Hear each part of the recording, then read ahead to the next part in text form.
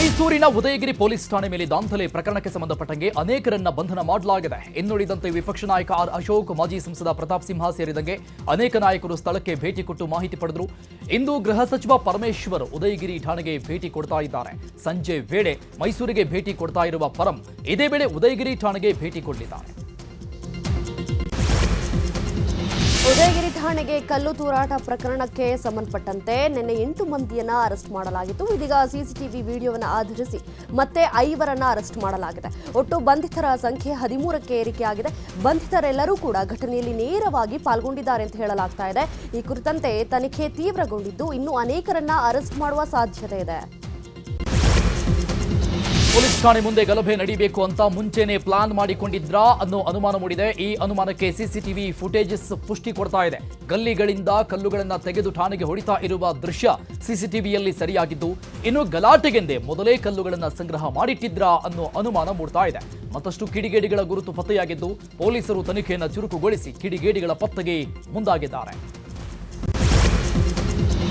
ಉದಯಗಿರಿ ಕಲ್ಲು ತೂರಾಟ ಪ್ರಕರಣದಲ್ಲಿ ನಿನ್ನೆ ತಡರಾತ್ರಿ ಪೊಲೀಸ್ ಠಾಣೆಯ ಬಳಿ ಹೈಡ್ರಾಮಾ ನಡೆದಿದೆ. ಬಂಧನದಲ್ಲಿದ್ದಂತಹ ಆರೋಪಿಗಳನ್ನ ಬಿಡುವಂತೆ ಪೋಷಕರು ಅವಲತ್ತು ತೋಡ್ಕೊಂಡಿದ್ದಾರೆ. ಉದಯಗಿರಿ ಪೊಲೀಸ್ ಠಾಣೆ ಮುಂದೆ ಬಂದಿದ್ದಂತಹ ಮುಸ್ಲಿಂ ಮಹಿಳೆಯರು ಕಣ್ಣೀರಿಟ್ಟಿದ್ದಾರೆ. ನಮ್ಮ ಮಕ್ಕಳು ತಪ್ಪು ಮಾಡಿಲ್ಲ, ಸಿಎಂ ಅವರೇ ಸಹಾಯ ಮಾಡಿ, ನಮ್ಮ ಮಕ್ಕಳನ್ನ ಬಿಡಿಸ್ಕೊಡಿ ಅಂತ ವಿಡಿಯೋ ಮೂಲಕ ಮನವಿಯನ್ನ ಮಾಡಿಕೊಂಡಿದ್ದಾರೆ.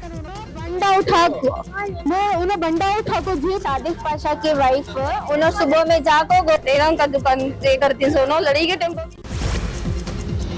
ಮೆಟ್ರೋ ಟಿಕೆಟ್ ದರ ಏರಿಕೆಗೆ ಸಂಬಂಧಪಟ್ಟಂತ ಪ್ರಮುಖ ಸುದ್ದಿಗಳನ್ನು ನೋಡೋಣ. ದರ ಏರಿಕೆ ಮಾಡಿ ಮೆಟ್ರೋ ಜನರಿಗೆ ಶಾಕ್ ಕೊಟ್ಟಿದ್ರೆ ಅತ್ತ ಪ್ರಯಾಣಿಕರು ಮೆಟ್ರೋಗೆ ಶಾಕ್ ಕೊಡ್ತಾ ಇದ್ದಾರೆ. ದರ ಏರಿಕೆಯನ್ನ ಪ್ರಯಾಣಿಕರು ಮೌನವಾಗಿ ಖಂಡನೆ ಮಾಡ್ತಿದ್ದಾರೆ.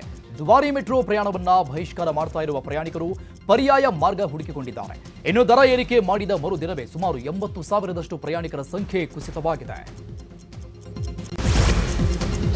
ಮೆಟ್ರೋ ದರ ಏರಿಕೆಗೆ ಎಲ್ಲೆಡೆ ಆಕ್ರೋಶ ವ್ಯಕ್ತವಾಗ್ತಾ ಇದೆ. ಕೂಡಲೇ ಬಿಎಂಆರ್ಸಿಎಲ್ ಮೆಟ್ರೋ ದರ ಇಳಿಕೆ ಮಾಡಬೇಕು ಅಂತ ಪ್ರಯಾಣಿಕರು ಆಗ್ರಹವನ್ನ ಮಾಡಿದ್ದಾರೆ.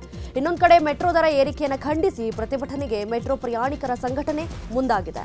ಫೆಬ್ರವರಿ 15ರಂದು ಮೆಟ್ರೋ ದರ ಏರಿಕೆಯನ್ನು ಖಂಡಿಸಿ ಫ್ರೀಡಂ ಪಾರ್ಕ್ನಲ್ಲಿ ಪ್ರತಿಭಟನೆ ನಡೆಯಲಿದೆ ಅಂತ ಮೆಟ್ರೋ ಪ್ರಯಾಣಿಕರ ಸಂಘಟನೆ ಹೇಳಿದೆ. ಮೆಟ್ರೋ ಪ್ರಯಾಣ ದರ ಇಳಿಸಬೇಕು, ದುಪ್ಪಟ್ಟು ದರದಿಂದ ಜನಕ್ಕೆ ಹೊರೆಯಾಗಲಿದೆ ಅಂತ ಸಿಎಂ ಅಭಿಪ್ರಾಯಪಟ್ಟಿದ್ದಾರೆ. ಈ ಕುರಿತಂಗೆ ಎಕ್ಸ್ನಲ್ಲಿ ಪೋಸ್ಟ್ ಮಾಡಿರುವ ಸಿಎಂ ದರ ಕಡಿಮೆ ಮಾಡುವಂತೆ ಬಿಎಂಆರ್ಸಿಎಲ್ಗೆ ಒತ್ತಡ ಹೇರಿದ್ದಾರೆ. ಈಗಾಗಲೇ ನಾನು ಬಿಎಂಆರ್ಸಿಎಲ್ ಎಂಡಿ ಜೊತೆ ಮಾತಾಡಿದ್ದೇನೆ. ದರ ಏರಿಕೆ ಕುರಿತಂಗೆ ಶೀಘ್ರವೇ ಕೇಂದ್ರ ಸರ್ಕಾರದ ಜೊತೆ ಮಾತನಾಡಿ ದರ ಪರಿಷ್ಕರಣೆ ಬಗ್ಗೆ ಕೇಂದ್ರದ ಜೊತೆ ಮಾತನಾಡುವಂತೆ ನಾನು ಎಂಡಿಗೆ ಸೂಚನೆ ಕೊಟ್ಟಿದ್ದೇನೆ ಅಂತ ಎಕ್ಸ್ನಲ್ಲಿ ಸಿಎಂ ಪೋಸ್ಟ್ ಮಾಡಿದ್ದಾರೆ. ಈಗ ರಾಜ್ಯಕ್ಕೆ ಸಂಬಂಧಪಟ್ಟಂತ ಸುದ್ದಿಗಳು. ಪದ್ಮಶ್ರೀ ಪುರಸ್ಕೃತೆ ಜಾನಪದ ಗಾನ ಕೋಗಿಲೆ ನಾಡೋಜ ಸುಕ್ರಿ ಬೊಮ್ಮಗೌಡ ವಿಧಿವಶರಾಗಿದ್ದಾರೆ. ವಯೋಸಹಜ ಕಾಯಿಲೆಯಿಂದ ಸುಕ್ರಿ ಬೊಮ್ಮಗೌಡ ಬಳಲ್ತಾ ಇದ್ರು. ಉಸಿರಾಟದ ಸಮಸ್ಯೆಯಿಂದ ಬಳಲ್ತಾ ಇದ್ದಂತಹ ಅವರು ಕೆಲವು ದಿನಗಳ ಹಿಂದೆ ಉಡುಪಿಯ ಆಸ್ಪತ್ರೆಯಲ್ಲಿ ಚಿಕಿತ್ಸೆಗೆ ಪಡೆದುಕೊಂಡು ಬಂದಿದ್ರು. ಇವತ್ತು ಮುಂಜಾನೆ 4 ಗಂಟೆ ಸುಮಾರಿಗೆ ಅಂಕೋಲಾ ಬಡಿಗೇರಿಯ ನಿವಾಸದಲ್ಲಿ ಸುಕ್ರಿ ಬೊಮ್ಮಗೌಡ ಇಹಲೋಕವನ್ನ ತ್ಯಜಿಸಿದ್ದಾರೆ. ಹಾಲಕ್ಕಿ ಸಮುದಾಯದ ಸುಕ್ರಿ ಬೊಮ್ಮಗೌಡ ಮದ್ಯ ನಿಷೇಧ ಹೋರಾಟ ಸೇರಿದಂತೆ ಹಲವು ಹೋರಾಟದಲ್ಲಿ ಸುಕ್ರಿ ಬೊಮ್ಮಗೌಡ ಭಾಗಿಯಾಗಿದ್ರು. 2017ರಲ್ಲಿ ಇವರಿಗೆ ಪದ್ಮಶ್ರೀ ಪ್ರಶಸ್ತಿ ಹುಡುಕೊಂಡು ಬಂದಿತ್ತು. ಪದ್ಮಶ್ರೀ ಪ್ರಶಸ್ತಿ ಪುರಸ್ಕೃತೆ ಹಾಲಕ್ಕಿ ಸಮುದಾಯದ ಸಾಕ್ಷಿ ಪ್ರಜ್ಞೆ ಸುಕ್ರಿ ಬೊಮ್ಮಗೌಡ ನಿಧನಕ್ಕೆ ಸಿಎಂ ಸಂತಾಪ ಸೂಚಿಸಿದ್ದಾರೆ. ಸಾಮಾಜಿಕ ಜಾಲತಾಣ ಎಕ್ಸ್ನಲ್ಲಿ ಪೋಸ್ಟ್ ಮಾಡಿರುವ ಸಿಎಂ ಸುಕ್ರಿ ಬೊಮ್ಮಗೌಡ ಅವರ ನಿಧನದಿಂದ ಸಾಂಸ್ಕೃತಿಕ ಲೋಕಕ್ಕೆ ಆಗಿರುವ ನಷ್ಟ ತುಂಬಲು ಸಾಧ್ಯವಿಲ್ಲ. ಅವರೊಬ್ಬರು ಹುಟ್ಟು ಕಲಾವಿದೆ. ಸುಕ್ರಿ ಬೊಮ್ಮಗೌಡರನ್ನ ಕಳೆದುಕೊಂಡಿರುವ ಬಂಧು ಮಿತ್ರರ ದುಃಖದಲ್ಲಿ ನಾನೂ ಪಾಲ್ಗೊಂಡಿದ್ದೇನೆ ಅಂತ ಪೋಸ್ಟ್ ಮಾಡಿದ್ದಾರೆ. ಮಂಗಳೂರಲ್ಲಿ ಆದಾಯ ತೆರಿಗೆ ಇಲಾಖೆ ಅಧಿಕಾರಿಗಳು ದಾಳಿ ಮಾಡಿದ್ದಾರೆ. Swastik trading company, Naresh and co, Shiva Prem traders ಮತ್ತು ಪರಮೇಶ್ವರಿ ಟ್ರೇಡಿಂಗ್ ಕಂಪನಿ ಮೇಲೆ ಐಟಿ ಅಧಿಕಾರಿಗಳು ದಾಳಿ ಮಾಡಿದ್ದು, ಈ ಕಂಪನಿಗಳು ಅಡಿಕೆ ವ್ಯಾಪಾರಿಗಳು ತೊಡಗಿಸಿಕೊಂಡಿದ್ದು ಉತ್ತರ ಪ್ರದೇಶ, ಬಿಹಾರ, ದೆಹಲಿಯಲ್ಲಿ ವ್ಯಾಪಾರ ತೊಡಗಿಸಿಕೊಂಡಿದೆ. ಆದಾಯ ತೆರಿಗೆ ವಂಚನೆಯ ಮಾಹಿತಿ ಹಿನ್ನೆಲೆಯಲ್ಲಿ ದಾಳಿ ಮಾಡಲಾಗಿದ್ದು ಮಾಹಿತಿ ಕಲೆ ಹಾಕಿದ್ದಾರೆ. ಸತ್ಯೇಂದ್ರ ಶರ್ಮಾ ಮತ್ತು ಶಿವಕುಮಾರ್ ಶರ್ಮಾ ಅನ್ನೋರಿಗೆ ಸೇರಿದ ಕಂಪನಿಗಳು ಇದಾಗಿದ್ದು, ಗೋಡೌನ್ ಕಚೇರಿ ಮೇಲೆ ದಾಳಿ ಮಾಡಿರೋ ಅಧಿಕಾರಿಗಳು ತಪಾಸಣೆ ಮಾಡುತ್ತಿದ್ದಾರೆ. ಶಬರಿಮಲೆ ಮೆಟ್ಟಿಲು ಹತ್ತುವಾಗ ಹೃದಯಾಘಾತ ಸಂಭವಿಸಿದೆ. ಚಿಕ್ಕಬಳ್ಳಾಪುರ ಚಿಂತಾಮಣಿ ಮೂಲದ ದೇವರಾಜ್ ಎನ್ನುವವರು ಸಾವನ್ನಪ್ಪಿದ್ದಾರೆ. 2 ದಿನಗಳ ಹಿಂದೆ ಚಿಂತಾಮಣಿಯಿಂದ ಶಬರಿಮಲೆಗೆ ಮಾಲಧಾರಿಗಳು ಹೊರಟಿದ್ರು. ನಿನ್ನೆ ಶಬರಿಮಲೆಯ ಮೆಟ್ಟಿಲು ಹತ್ತುತ್ತಿದ್ದಂತಹ ವೇಳೆ ಹೃದಯಾಘಾತದಿಂದ ಸಾವನ್ನಪ್ಪಿದ್ದಾರೆ. ಬೆಳಗಾವಿಯ ಮಾರಿಹಾಳದ ಅಂಕಲ್ ಆಂಟಿ ಲವ್ ಪ್ರಕರಣದಲ್ಲಿ ನಡು ರಸ್ತೆಯಲ್ಲಿ ಮಹಿಳೆಯರು ಗಲಾಟೆ ಮಾಡಿಕೊಂಡಿದ್ದಾರೆ. ನಗರದ ಕೊಲ್ಲಾಪುರ ವೃತ್ತದಲ್ಲಿ ಈ ಘಟನೆ ನಡೆದಿದೆ. ಬಸವರಾಜ ಸೀತಿಮನಿ ಮಾಸಾವಿ ಜೋಡಿಯಾಗಿ ಹೋಗ್ತಾ ಇದ್ರು. ಈ ವೇಳೆ ಬಸವರಾಜ ಪತ್ನಿ ವಾಣಿಶ್ರೀ ಕಾಣಿಸಿಕೊಂಡಿದ್ದಾರೆ. ಈ ವೇಳೆ ಇಬ್ಬರ ಮಧ್ಯೆ ವಾಗ್ವಾದವಾಗಿದೆ. ವಾಗ್ವಾದ ವಿಕೋಪಕ್ಕೆ ತಿರುಗಿ ಇಬ್ಬರ ಮಧ್ಯೆ ಹೊಡೆದಾಟ ಆಗಿದೆ. ನಡು ರಸ್ತೆಯಲ್ಲಿನೇ ಇಬ್ಬರು ಹೊಡೆದಾಡುವ ದೃಶ್ಯ ಸ್ಥಳೀಯರ ಮೊಬೈಲ್ನಲ್ಲಿ ಸೆರೆಯಾಗಿದೆ.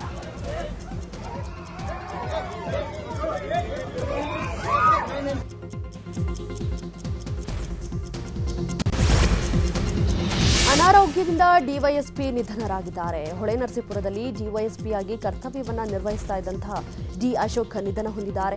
ದಿಢೀರ್ ಅನಾರೋಗ್ಯಕ್ಕೆ ತುತ್ತಾಗಿದ್ದ ಅಶೋಕ್ ಚಿಕಿತ್ಸೆಯನ್ನು ಪಡೆದುಕೊಳ್ತಾ ಇದ್ರು. ಚಿಕಿತ್ಸೆ ಫಲಕಾರಿಯಾಗದೆ ಬೆಂಗಳೂರಿನ ಆಸ್ಪತ್ರೆಯಲ್ಲಿ ಅಶೋಕ್ ಕೊನೆಯುಸಿರೆಳೆದಿದ್ದಾರೆ. 2022ರಲ್ಲಿ ರಾಷ್ಟ್ರಪತಿ ಪದಕ, 2023ರಲ್ಲಿ ಕೇಂದ್ರ ಗೃಹ ಸಚಿವರ ಪದಕಕ್ಕೆ ಡಿವೈಎಸ್ಪಿ ಅಶೋಕ್ ಭಾಜನರಾಗಿದ್ರು. ಇವತ್ತು ಸಂಜೆ ಬೆಂಗಳೂರಿನಲ್ಲಿ ಅಶೋಕ್ ಅಂತ್ಯಕ್ರಿಯೆ ನೆರವೇರಲಿದೆ. ಡಿವೈಎಸ್ಪಿ ಡಿ ಅಶೋಕ್ ನಿಧನಕ್ಕೆ ಎಸ್ಪಿ ಮೊಹಮ್ಮದ್ ಸುಜಿತಾ ಸಂತಾಪ ಸೂಚಿಸಿದ್ದಾರೆ. ಒಡಿಶಾದ ಖ್ಯಾತ ಸಿಂಗರ್ ಅಭಿನವ್ ಸಿಂಗರ್ ಅವರು ಬೆಂಗಳೂರಿನ ಕಾಡುಬೀಸನಹಳ್ಳಿಯಲ್ಲಿರುವಂತಹ ಅಪಾರ್ಟ್ಮೆಂಟ್ ಒಂದರಲ್ಲಿ ಆತ್ಮಹತ್ಯೆಗೆ ಶರಣಾಗಿದ್ದಾರೆ. ಭಾನುವಾರ ರಾತ್ರಿ ಆತ್ಮಹತ್ಯೆಗೆ ಶರಣಾಗಿದ್ದು ತಡವಾಗಿ ಬೆಳಕಿಗೆ ಬಂದಿದೆ.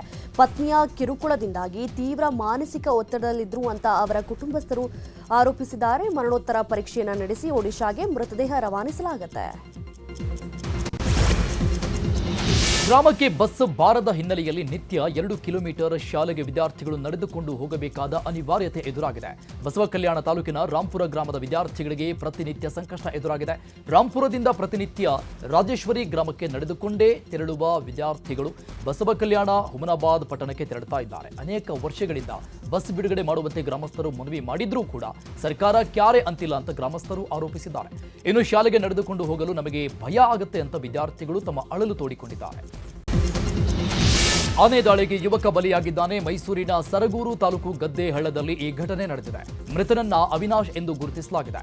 ಬೆಳಗಿನ ಜಾವ 6 ಗಂಟೆಗೆ ಜಮೀನಿಗೆ ತೆರಳುತ್ತಾ ಇದ್ದ ವೇಳೆ ಈ ಘಟನೆ ನಡೆದಿದ್ದು 5 ಆನೆಗಳಿದ್ದ ಗುಂಪು ಅವಿನಾಶ್ ಮೇಲೆ ಏಕಾಏಕಿ ದಾಳಿ ಮಾಡಿದೆ. ದಾಳಿಯಲ್ಲಿ ಗಂಭೀರವಾಗಿ ಗಾಯಗೊಂಡಿದ್ದ ಅವಿನಾಶ್ ಸಾವನ್ನಪ್ಪಿದ್ದಾರೆ. ನೀವು ಬೆಂಗಳೂರಲ್ಲಿ ನಿವೇಶನ ಪಡೆದಿದ್ರೆ ಒಮ್ಮೆ ನಿಮ್ಮ ನಿವೇಶನದ ಖಾತೆ ಚೆಕ್ ಮಾಡಿಕೊಳ್ಳಿ. ಪಾಲಿಕೆ ಅಧಿಕಾರಿಗಳ ಅಡ್ಜಸ್ಟ್ಮೆಂಟ್ ಮೂಲಕ ಎ ಖಾತಾ ಮಾಡಿಸಿಕೊಂಡ ಸ್ವತ್ತುಗಳಿಗೆ ಕುತ್ತು ಬಂದಿದೆ. ಬಿ ಖಾತಾ ನಿವೇಶನದಾರರ ಮಾಲೀಕರಿಗೆ ಪಾಲಿಕೆ ಬಿಗ್ ಶಾಕ್ ಕೊಟ್ಟಿದೆ. ಕಂದಾಯ ಇಲಾಖೆಯ ಉಪವಿಭಾಗದ ಕಚೇರಿಯಲ್ಲಿ ನಮೂನೆ ಎ ವಹಿಯಲ್ಲಿ ಅನಧಿಕೃತವಾಗಿ ದಾಖಲಾಗಿರುವ ಸ್ವತ್ತುಗಳ ರದ್ದುಪಡಿಸಲು ಪಾಲಿಕೆ ನಿರ್ಧಾರ ಮಾಡಿದೆ. ಒಟ್ಟು 9,736 ಸ್ವತ್ತುಗಳ ಖಾತೆ ಕೂಡ ರದ್ದು ಮಾಡಲು ನಿರ್ಧಾರ ತೆಗೆದುಕೊಳ್ಳಲಾಗಿದೆ.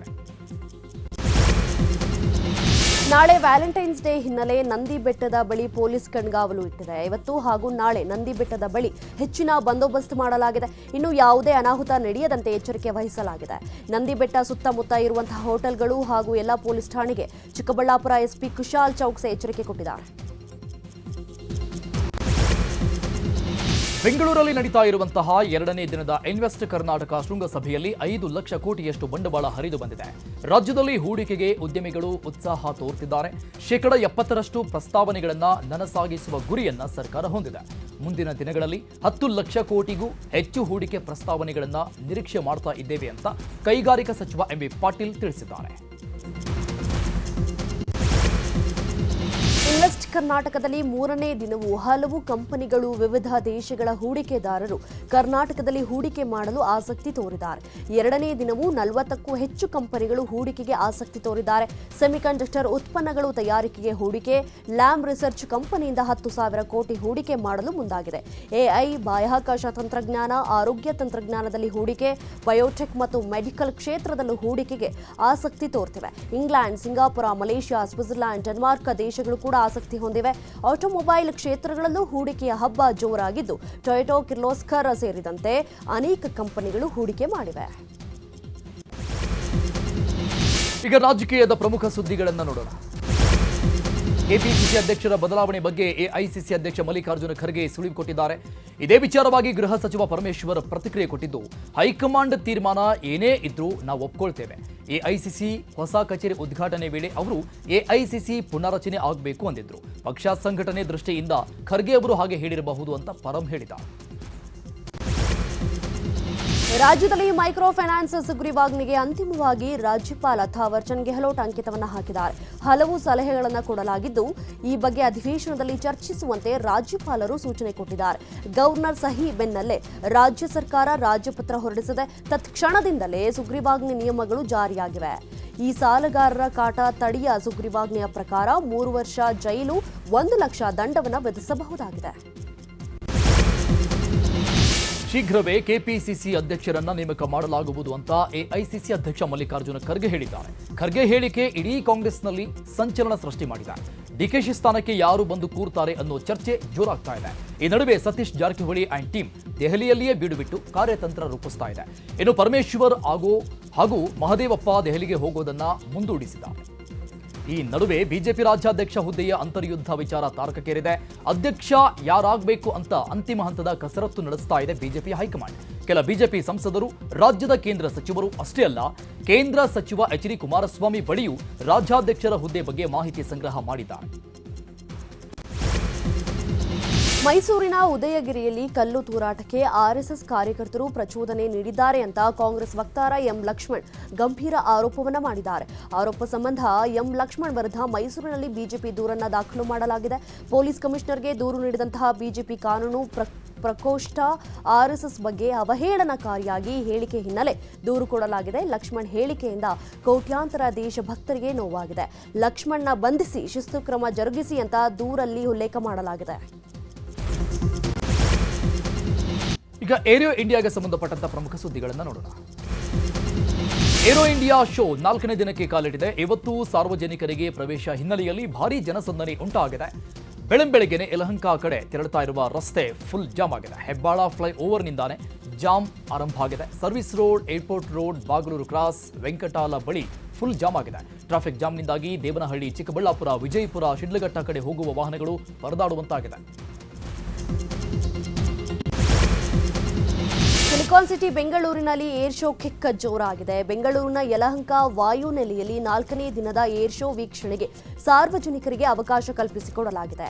ಈ ಬಾರಿಯ ಏರ್ ಶೋನಲ್ಲಿ ಯುದ್ಧ ಪರಿಕಲ್ಪನೆಯ ಬದಲು ಮಾಡುವಂತಹ ಸೂಸೈಡ್ ವಾರಿಯರ್ ಏರ್ಕ್ರಾಫ್ಟ್ ಅಭಿಮನ್ಯು ಎಲ್ಲರ ಗಮನ ಸೆಳೆದಿದೆ. 25 ಕೆಜಿ ಮಿಸೈಲ್ ಹೊತ್ತಬಲ್ಲ ಈ ಒಂದು ಏರ್ಕ್ರಾಫ್ಟ್ ಶತ್ರುಗಳ ಸಂಹಾರ, ಆಕ್ರಮಣಕ್ಕೆ ಹೆಸರುವಾಸಿಯಾಗಿದೆ. ಇದೇ ರೀತಿ ಶೇಷನಾಗ 50, ಶೇಷನಾಗ 20 ಪುಟ್ಟ ಮಿಸೈಲ್ಗಳನ್ನು ಅಭಿವೃದ್ಧಿಪಡಿಸಲಾಗಿದೆ. ರಾಜಧಾನಿ ಬೆಂಗಳೂರಲ್ಲಿ ನಡೀತಾ ಇರುವ ಏರ್ ಶೋಗೆ ಗುಡ್ ರೆಸ್ಪಾನ್ಸ್ ಸಿಗ್ತಾ ಇದೆ. ಈ ಬಾರಿಯ ಏರ್ ಶೋನಲ್ಲಿ ವೆರೈಟಿ ಗನ್ ಪ್ರದರ್ಶನ ಮಾಡಲಾಗಿದೆ. ಸಾಮಾನ್ಯ ಮೆಷಿನ್ ಗನ್ ಮಾತ್ರವಲ್ಲದೆ ಸ್ನೈಪರ್ ಗನ್ ಪ್ರದರ್ಶನ ಎಲ್ಲರ ಗಮನ ಸೆಳೀತಾ ಇದೆ. ಗ್ರಿಪ್ ಪಿಸ್ತೂಲ್, ಕಾರ್ಬೈನ್ ಮೆಷಿನ್ ಗನ್, ಕಾನ್ಪುರದಲ್ಲಿ ತಯಾರಾಗಿರುವ ಸ್ಮಾಲ್ ಮೆಷಿನ್ ಗನ್ ನೋಡುಗರ ಕಣ್ಮನ ಸೆಳೀತಾ ಇದೆ. ಬೆಂಗಳೂರಿನ ಯಲಹಂಕ ವಾಯುನೆಲೆಯಲ್ಲಿ ನಡೀತಾ ಇರುವಂತಹ ಏರ್ ಶೋಗೆ ಜನಸಾಗರವೇ ಹರಿದು ಬರ್ತಾ ಇದೆ. 4ನೇ ದಿನವಾದ ಇವತ್ತು ಸಾರ್ವಜನಿಕರಿಗೆ ಅವಕಾಶವನ್ನು ಕಲ್ಪಿಸಿಕೊಡಲಾಗಿದೆ. ಏರ್ ಶೋಗೆ ಬಂದವರಿಗೆ ಹೆಲಿಕಾಪ್ಟರ್ ರೈಡಿಂಗ್ ಮಾಡುವಂತಹ ಅವಕಾಶವನ್ನು ಕೂಡ ಕಲ್ಪಿಸಿಕೊಡಲಾಗಿದೆ. ಮಕ್ಕಳು ವರ್ಚುವಲ್ ಹೆಲಿಕಾಪ್ಟರ್ ಪೈಲಟ್ ಆಗಿ ರೈಡ್ ಮಾಡೋದು ಒಂದು ರೀತಿಯ ರಿಯಲ್ ಫೀಲ್ ನೀಡ್ತಾ ಇದೆ. ಹೆಲಿಕಾಪ್ಟರ್ ಕಾಕ್ ಪಿಟ್ನಂತೆ ಕುಳಿತುಕೊಂಡು ಮಕ್ಕಳು ಡ್ರೈವ್ ಮಾಡಿ ಎಂಜಾಯ್ ಮಾಡಿದ್ದಾರೆ. ಬೆಂಗಳೂರ ಆಗ್ನೇಯ ವಿಭಾಗ ಸೆನ್ ಎಸಿಪಿಗಳಾದ ಗೋವರ್ಧನ್ ಹಾಗೂ ಅಶ್ವಿನಿ ವಿರುದ್ಧ ಎಫ್ಐಆರ್ ದಾಖಲು ಮಾಡಲಾಗಿದೆ. ಗೋವರ್ಧನ್ ಪತ್ನಿ ಅಮೃತ ಹೈಗ್ರೌಂಡ್ಸ್ ಠಾಣೆಯಲ್ಲಿ ದೂರು ದಾಖಲಿಸಿದ್ದಾರೆ. ಡಿವೈಎಸ್ಪಿಯಾಗಿ ಆಯ್ಕೆ ಆದಾಗಿನಿಂದ ಕುಟುಂಬವನ್ನ ದೂರ ಮಾಡಿದ್ದಾರೆ. ಅವರದೇ ಬ್ಯಾಚ್ ಅಧಿಕಾರಿ ಅಶ್ವಿನಿ ಎಂಬುವರ ಜೊತೆ ಸಂಬಂಧ ಹೊಂದಿದ್ದಾರೆ ಅಂತ ಆರೋಪಿಸಲಾಗಿದೆ. ಫೈನಾನ್ಸ್ ಮ್ಯಾನೇಜರ್ ಮೋಸದಿಂದ ಕುಟುಂಬ ಬೀದಿಯಲ್ಲೇ ವಾಸ ಮಾಡಬೇಕಾಗಿರುವಂತಹ ಸ್ಥಿತಿ ಎದುರಾಗಿದೆ. ಬೆಳಗಾವಿ ತಾಲೂಕಿನ ಬಸರಿಕಟ್ಟಿ ಗ್ರಾಮದಲ್ಲಿ ಒಂದು ಘಟನೆ ನಡೆದಿರುವಂತದ್ದು. 7 ತಿಂಗಳ ಹಿಂದೆ ಮನೆಯನ್ನ ಸೀಸ್ ಮಾಡಲಾಗಿದ್ದು ಕುಟುಂಬ ಬೀದಿಗೆ ಬಂದಿದೆ. ಫೈನಾನ್ಸ್ ಮ್ಯಾನೇಜರ್ ಮಾಡಿದಂತಹ ಎಡವಟ್ಟಿನಿಂದ ಕುಟುಂಬ ಬೀದಿಗೆ ಬಿದ್ದಿದೆ. ಬಡ್ಡಿ ದಂಧೆಕೋರ ಯಲ್ಲಪ್ಪನ ಮನೆಯ ಮೇಲೆ ಅಧಿಕಾರಿಗಳು ದಾಳಿ ಮಾಡಿ ಕೋಟಿ ಹಣವನ್ನು ವಶಕ್ಕೆ ಪಡ್ಕೊಂಡಿದ್ದಾರೆ. ಗದಗದ ಬೆಟಗೇರಿ ಹೊಸಪೇಟೆ ಚೌಕ್ ಬಳಿ ಇರುವಂತಹ ಮನೆಯ ಮೇಲೆ ನಿನ್ನೆ ರಾತ್ರಿಯೇ ದಾಳಿ ಮಾಡಿರುವ ಪೊಲೀಸರು ಅಕ್ರಮ ಆಸ್ತಿ ಸಂಬಂಧ ಪರಿಶೀಲನೆ ಮಾಡ್ತಿದ್ದಾರೆ. ಇನ್ನು ಬೆಂಗಳೂರಲ್ಲಿ ಕಾರ್ ಡ್ರೈವ್ ಮಾಡುತ್ತಾ ಲ್ಯಾಪ್ಟಾಪ್ ಓಪನ್ ಮಾಡಿಕೊಂಡು ಮಹಿಳೆಯೊಬ್ಬರು ಕೆಲಸ ಮಾಡ್ತಿದ್ರು. ಈ ವರ್ಕ್ ಫ್ರಮ್ ಕಾರ್ ಐಟಿ ಮಹಿಳೆಗೆ ದಂಡ ಬಿದ್ದಿದೆ. ಸೋಷಿಯಲ್ ಮೀಡಿಯಾದಲ್ಲಿ ವೈರಲ್ ಆಗಿದ್ದ ವಿಡಿಯೋ ಆಧರಿಸಿ ತನಿಖೆ ಮಾಡಿದ ಪೊಲೀಸರು ಮಹಿಳೆ ಮೇಲೆ ಕೇಸ್ ದಾಖಲಿಸಿ ದಂಡ ವಿಧಿಸಿದ್ದಾರೆ. ಈಗ ದೇಶ ವಿದೇಶಕ್ಕೆ ಸಂಬಂಧಪಟ್ಟಂತ ಸುದ್ದಿಗಳು. ಫ್ರಾನ್ಸ್ಗೆ ತೆರಳಿದ ಪ್ರಧಾನಿ ನರೇಂದ್ರ ಮೋದಿ ಅಲ್ಲಿಂದ ನೇರವಾಗಿ ಅಮೆರಿಕಕ್ಕೆ ತೆರಳಿದ್ದಾರೆ. ಅಮೆರಿಕದಲ್ಲಿ ಪ್ರಧಾನಿ ನರೇಂದ್ರ ಮೋದಿಗೆ ಅದ್ಧೂರಿ ಸ್ವಾಗತ ಸಿಕ್ಕಿದೆ. ಜಾಯಿಂಟ್ ಆಂಡ್ರೋಸ್ ಬೇಸ್ಗೆ ಬಂದಿಳಿದ ಮೋದಿಗೆ ಅನಿವಾಸಿ ಭಾರತೀಯರು ಆತ್ಮೀಯ ಸ್ವಾಗತ ಕೋರಿದರು. ಉತ್ತರ ಪ್ರದೇಶದ ಪ್ರಯಾಗ್ರಾಜ್ನಲ್ಲಿ ನಡೀತಾ ಇರುವಂತಹ ಮಹಾಕುಂಭಮೇಳಕ್ಕೆ ಭಕ್ತ ಸಾಗರ ಹರಿದು ಬರ್ತಾ ಇದೆ. ತ್ರಿವೇಣಿ ಸಂಗಮದಲ್ಲಿ ಭಕ್ತಾದಿಗಳು ಪುಣ್ಯ ಸ್ನಾನ ಮಾಡುತ್ತಿದ್ದಾರೆ. ಈವರೆಗೂ 48 ಕೋಟಿಗೂ ಅಧಿಕ ಭಕ್ತರು ಪುಣ್ಯ ಸ್ನಾನದಲ್ಲಿ ಮಿಂದೆದ್ದಿದ್ದಾರೆ ಅಂತ ಉತ್ತರ ಪ್ರದೇಶದ ಸರ್ಕಾರ ಮಾಹಿತಿ ಕೊಟ್ಟಿದೆ. ರಸ್ತೆ ದಾಟ್ತಿದ್ದಂತಹ ವೇಳೆ ಮಹಿಳೆಯೊಬ್ಬರಿಗೆ ಕಾರು ಡಿಕ್ಕಿಯಾಗಿರುವ ಘಟನೆ ತಮಿಳುನಾಡಿನ ತಿರುವಣ್ಣಾಮಲೈ ಜಿಲ್ಲೆಯ ರಾಮನಾಥಪುರಂನಲ್ಲಿ ನಡೆದಿದೆ. ರಾಜಮಣಿ ಮೃತ ದುರ್ದೈವಿ. ಪ್ರತಿದಿನ ಇಲ್ಲಿ ತರಕಾರಿಗಳನ್ನ ರಾಜಮಣಿ ಅನ್ನೋರು ಮಾರ್ತಾ ಇದ್ರು. ತರಕಾರಿಯನ್ನ ಮಾರಿ ರಸ್ತೆಗೆ ದಾಟ್ತಾ ಇದ್ದಂತಹ ವೇಳೆ ಏಕಾಏಕಿ ಬಂದ ಕಾರು ಚಾಲಕ ಮಹಿಳೆಗೆ ಡಿಕ್ಕಿ ಹೊಡೆದಿದ್ದಾನೆ. ಇವತ್ತು ಲೋಕಸಭೆಯಲ್ಲಿ 2025ರ ಆದಾಯ ತೆರಿಗೆ ನೀತಿಯನ್ನು ಪ್ರಸ್ತಾವನೆ ಮಾಡಲು ಸಿದ್ಧತೆ ಆಗ್ತಾ ಇದೆ. ಬಜೆಟ್ ಅಧಿವೇಶನದ ಮೊದಲ ಹಂತದ ಕೊನೆ ದಿನವಾದ ಇವತ್ತು ಆದಾಯ ತೆರಿಗೆ ನೀತಿ ಹಾಗೂ ವಕ್ಫ್ ತಿದ್ದುಪಡಿ ಬಿಲ್ ಮಂಡನೆಗೆ ಸರ್ಕಾರ ಮುಂದಾಗಿತ್ತು. ಆದರೆ ಸದನದಲ್ಲಿ ಕೋಲಾಹಲ ಹಿನ್ನೆಲೆಯಲ್ಲಿ ಸದನ ಮುಂದೂಡಿಕೆ ಮಾಡಲಾಗಿದೆ. ದೆಹಲಿಯಲ್ಲಿ ಆರ್ಎಸ್ಎಸ್ನ ಹೊಸ ಪ್ರಧಾನ ಕಚೇರಿ ಪೂರ್ಣಗೊಂಡಿದೆ. 3.7 ಎಕರೆಯಲ್ಲಿ ಈ ಕಟ್ಟಡವನ್ನು ನಿರ್ಮಾಣವನ್ನ ಮಾಡಲಾಗಿದ್ದು 12 ಅಂತಸ್ತಿನ ಕಟ್ಟಡಗಳನ್ನು ಒಳಗೊಂಡಿದೆ. ಒಟ್ಟು ವೆಚ್ಚ ಸುಮಾರು 150 ಕೋಟಿ ರೂಪಾಯಿಗಳಾಗಿದ್ದು 300ಕ್ಕೂ ಹೆಚ್ಚು ಕೊಠಡಿಗಳನ್ನು ಹೊಂದಿದೆ. ಈಗ ಸ್ಪೋರ್ಟ್ಸ್ಗೆ ಸಂಬಂಧಪಟ್ಟಂತಹ ಸುದ್ದಿಗಳನ್ನು ನೋಡೋಣ. ಇಂಗ್ಲೆಂಡ್ ವಿರುದ್ಧದ ಏಕದಿನ ಸರಣಿಯಲ್ಲಿ ರನ್ಗಳ ಶಿಖರ ಕಟ್ಟಿರುವ ಶುಭ್ಮನ್ ಗಿಲ್ ಮೊದಲೆರಡು ಪಂದ್ಯಗಳಲ್ಲಿ ಸತತ 2 ಅರ್ಧ ಶತಕ ಬಾರಿಸಿದ್ರು. ವೃತ್ತಿ ಜೀವನದ 7ನೇ ಶತಕ ಪೂರೈಸಿದ ಗಿಲ್ ಅನೇಕ ದಾಖಲೆಗಳನ್ನು ನಿರ್ಮಾಣ ಮಾಡಿದ್ದಾರೆ. ಅಹಮದಾಬಾದ್ ಕ್ರೀಡಾಂಗಣದಲ್ಲಿ 3 ಸ್ವರೂಪದ ಕ್ರಿಕೆಟ್ನಲ್ಲಿ ಶತಕ ಗಳಿಸಿದ ಮೊದಲ ಭಾರತೀಯ ಬ್ಯಾಟ್ಸ್ಮನ್ ಅನ್ನೋ ಹೆಗ್ಗಳಿಕೆಗೆ ಶುಭ್ಮನ್ ಗಿಲ್ ಪಾತ್ರವಾಗಿದ್ದಾರೆ. ನಿನ್ನೆ ನಡೆದಂತಹ ಇಂಗ್ಲೆಂಡ್ ವಿರುದ್ಧದ 3ನೇ ಏಕದಿನ ಪಂದ್ಯದಲ್ಲಿ ವಿರಾಟ್ ಕೊಹ್ಲಿ ದಾಖಲೆ ಬರೆದಿದ್ದಾರೆ. ಒಟ್ಟಾರೆಯಾಗಿ 16,000 ರನ್ ಗಳಿಸಿದ ಏಷ್ಯಾದ ವೇಗದ ಆಟಗಾರ ಎಂಬ ಹೆಗ್ಗಳಿಕೆಗೆ ವಿರಾಟ್ ಕೊಹ್ಲಿ ಭಾಜನರಾಗಿದ್ದಾರೆ. ಒಟ್ಟು 340 ಇನ್ನಿಂಗ್ಸ್ನಲ್ಲಿ ಕೊಹ್ಲಿ ಈ ಸಾಧನೆ ಮಾಡಿದ್ದಾರೆ.